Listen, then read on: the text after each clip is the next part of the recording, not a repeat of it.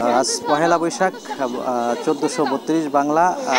পয়লা বৈশাখ উদযাপন উপলক্ষে সকাল থেকেই আমরা দেখেছি জেলা প্রশাসনের নানা কর্মসূচি। সকালে শোভাযাত্রা হয়েছে এবং অফিসার্স ক্লাবে আমরা দেখেছি মনোজ্ঞ সাংস্কৃতিক অনুষ্ঠান হয়েছে এবং এখন আমি রয়েছি বৈশাখী মেলা। এবং এই মেলার যে পরিস্থিতি, এখানে বেশ কিছু স্টল বসেছে এবং এখানে গ্রাম বাংলা যে ঐতিহ্যর যে পণ্যগুলো রয়েছে সেগুলো কিন্তু প্রদর্শিত হয়েছে এবং বিভিন্ন শ্রেণী পেশার মানুষ কিন্তু এখানে অংশগ্রহণ করেছেন এবং সাংস্কৃতিক অনুষ্ঠানে আমরা দেখেছি সর্বস্তরের মানুষ কিন্তু এখানে অংশগ্রহণ করেছেন এবং জেলা প্রশাসনের আয়োজিত এই অনুষ্ঠানটি কিন্তু দিনব্যাপী চলবে। এছাড়াও বিভিন্ন সংগঠনের পক্ষ থেকেও কিন্তু যে কর্মসূচি সেগুলো কিন্তু নেওয়া হয়েছে এবং সেখানে সর্বস্তরের মানুষ অংশগ্রহণ করছেন এবং মেলার স্টলগুলোতে দেখা যাচ্ছে যে দর্শনার্থীদের কিন্তু আসলে ভিড় আমরা দেখেছি। আমরা বেশ কয়েকজনের সাথে একটু কথা বলবো। আজকে তো পহেলা বৈশাখ, আপনার কাছে আসলে কেমন লাগছে আজকের আয়োজন? আপনি কি করলেন সারাদিন?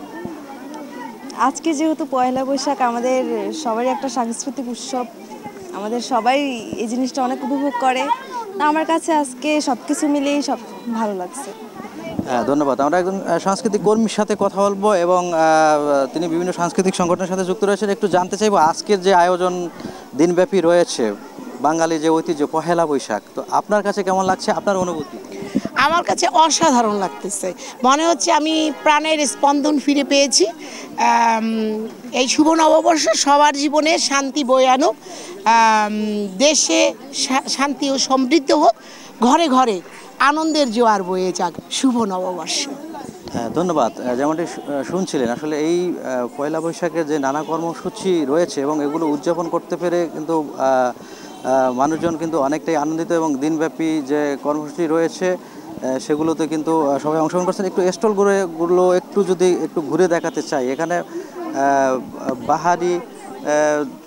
বাহারি যে পণ্য সেগুলো কিন্তু রয়েছে এবং মৃৎশিল্পর যে পণ্যগুলো রয়েছে সেগুলো কিন্তু এখানে আমরা দেখেছি এবং দিনব্যাপী যে অনুষ্ঠান সেটি কিন্তু চলবে এবং এই অনুষ্ঠানগুলোতে আমরা দেখেছি যে যদি একটি স্টল দেখাতে চাই, এখানে মৃৎশিল্পের যে পণ্য সেগুলো কিন্তু আসলে এখানে স্থান পেয়েছে এবং গ্রাম বাংলার যে ঐতিহ্য সেই ঐতিহ্য কিন্তু এখানে ফুটে উঠেছে এবং এই মেলা আসলে মনে করিয়ে দেয় যে গ্রাম বাংলার যে ঐতিহ্য সেটিকে কিন্তু আসলে মনে করিয়ে দেয়। আমরা মেলার স্টলগুলো একটু ঘুরে দেখানোর চেষ্টা করব এবং আমরা একটু পুলিশ সুপারের সাথে কথা বলবো এবং জানতে চাইবো আজকে তো পহেলা বৈশাখ চলে, আইন শৃঙ্খলা পরিস্থিতি তো শক্ত অবস্থানে রয়েছে, তো আপনার কাছে কেমন লাগছে? আপনি তো বাঙালি জাতি হিসেবে আপনার কাছে এই পহেলা বৈশাখের প্রথম দিন কেমন লাগছে?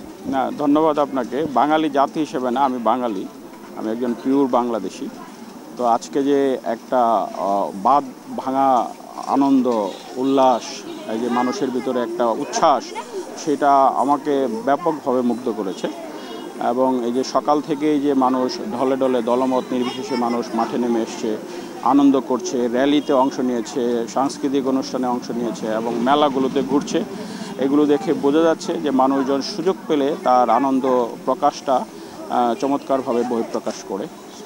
তো এই যে আমাদের ভিতরে একটা ঐক্য, এই দলমত ধর্ম বর্ণ নির্বিশেষে রাজনৈতিকভাবে ভেদাভেদ আছে কিন্তু দেশের স্বার্থে সবাই ঐক্যবদ্ধ, এই যে আমাদের একতা, এইটা আমাদেরকে সামনের দিনগুলোতে এগিয়ে নিয়ে যাবে। আজকে যে নতুন বর্ষ শুরু হলো নতুন সূর্যালোকের মধ্য দিয়ে, এইটা আমাদেরকে একটা সমৃদ্ধ বাংলাদেশের পথে নিয়ে যাবে। হ্যাঁ, ধন্যবাদ।